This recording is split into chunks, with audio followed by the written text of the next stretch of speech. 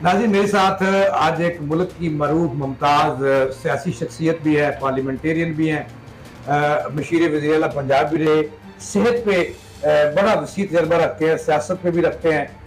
उनसे हमने आज आपकी मुलाकात करानी है और उनसे पूछना है कि ये जो हुकूमत बनी है, ये पीटीआई वाले जो कल की पीटीआई थी, आज की वो काउंसिल है, वो सुन्नी इत्तेहाद काउंसिल, वो ये कहते हैं कि ये हुकूमत मांगे तांगे की है और जो इसके नतायज चलाए गए, ये कहाँ तक दोस्त है। इसके बाद तीन बातें और भी पूछनी है।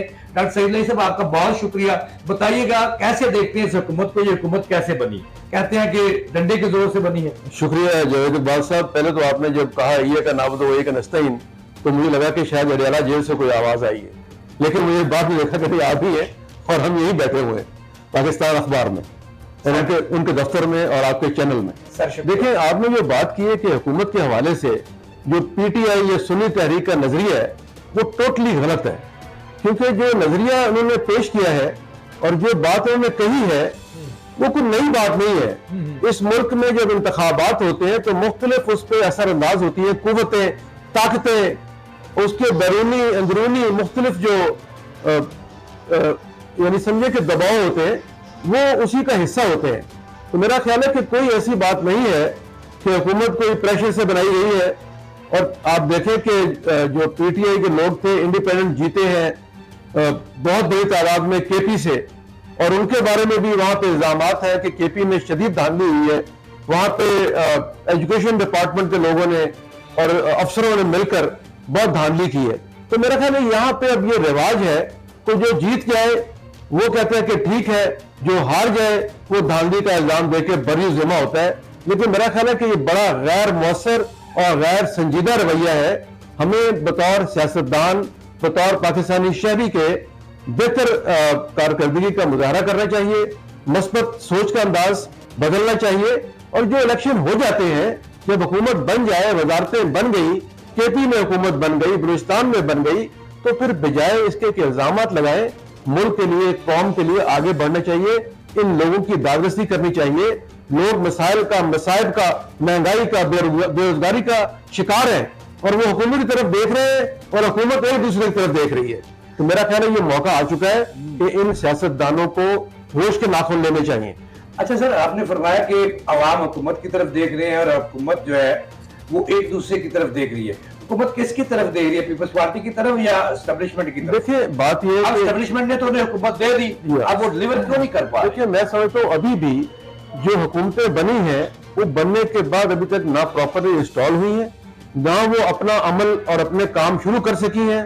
वो अभी तक उस फेज में है जो बनने की फेज होती है। और मेरा ख्याल है कि अभी तक जो सारा सेटअप है वो केयर टेकर है। सारे सूबों में वही अफसरान हैं, वही चीफ सेक्रेटरी हैं, वही आईजी साहिबान हैं, सिर्फ टेबले बदल गए हैं, चंद वज़रा और सीएम आ गए हैं। तो मेरा ख्याल है कि रेडिकल चेंज करनी होगी। हर सूबे में जो हुकूमत बनी है उन्हें चाहिए कि वो ईमानदार, दयानतदार और जुर्रतमंद अफसरों का तकर्रुर करे।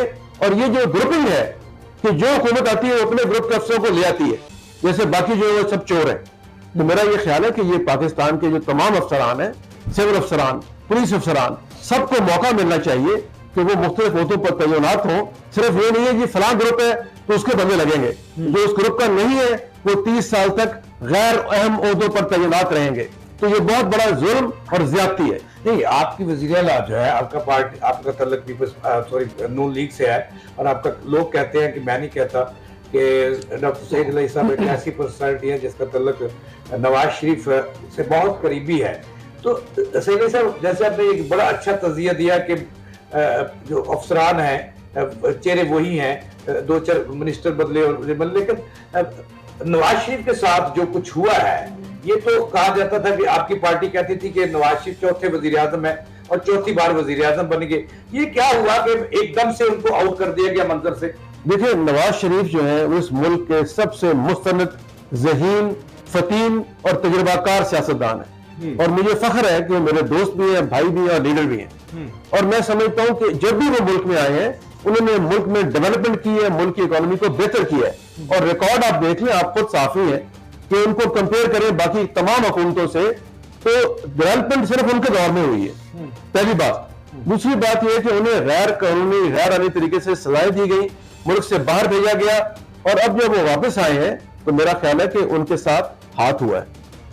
किसने किया हाथ सबने मिलकर किया है। और मैं समझता हूं कि वो कहते हैं ना कि देखा ये तीर खा के कमीगाह की तरफ अपने ही दोस्तों से मुलाकात हो गई। तो मेरा ख्याल है नाम मैं नहीं ले सकता, क्योंकि उनके अगर दोस्त करीबी हैं, उनके करीबी अहबाब हैं, तो उनका नाम लेना मुनासिब नहीं होगा। नहीं, मैं आपसे ये पूछ के रहूंगा कि क्या उन्हें एस्टेब्लिशमेंट ने आउट किया, एस्टेब्लिशमेंट के सांचे में वो पूरा नहीं उतरे कि शहबाज शरीफ ने उनसे गेम नहीं? देखिए, शहबाज आसिफ अली जरदारी ने गेम किया। पहली बात यह कि नवाज शरीफ एक जुर्रतमंद और बहादुर आदमी है, रेजिलियंट आदमी है। सही। आप देखें, कई बार उन्हें निकाला गया, उठाया गया, जलावतन किया गया, लेकिन वो अपने ढंग पर, अपने तरीके पर कायम रहे।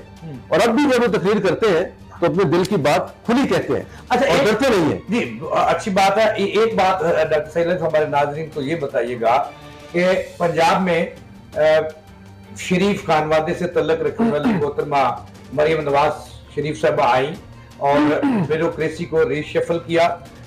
एक जो कसूर लगा था उसको लाहौर से अभी तो कोई रीशफलिंग नहीं हुई, मेरा ख्याल एक दो तबादले हुए। तमाम